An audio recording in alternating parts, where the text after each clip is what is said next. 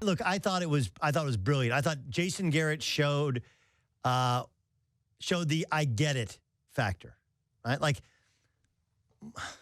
some of these coaches have never been. Most of these guys have been players before. Some have not been players. Most have been players before. But when you've been a quarterback before, you've been a backup quarterback before. Like you understand what it's like to have to come in and get some reps. How much you need. How much you need as a starter, how much you need as a backup in order to maintain your sharpness. He let Dak out there, which meant Dak went through all the reps in practice, the drive to start the game, and then he let Romo go out there, and Romo stayed out just enough to feel good about where he is. And I thought he looked really, really good. But again, Tony Romo's a good quarterback.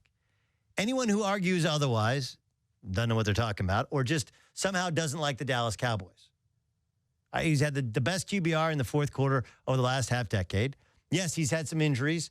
My point has always been on the injuries. They're not ligament and tendon injuries. They're not shoulder and elbow injuries. They're injuries that he's sustained because he's gotten hit on that part of his body.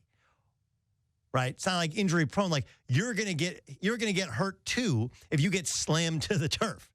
Like, oh, he broke his collarbone. Like, yeah, he broke his collarbone the second time because he came back too soon because he's that tough.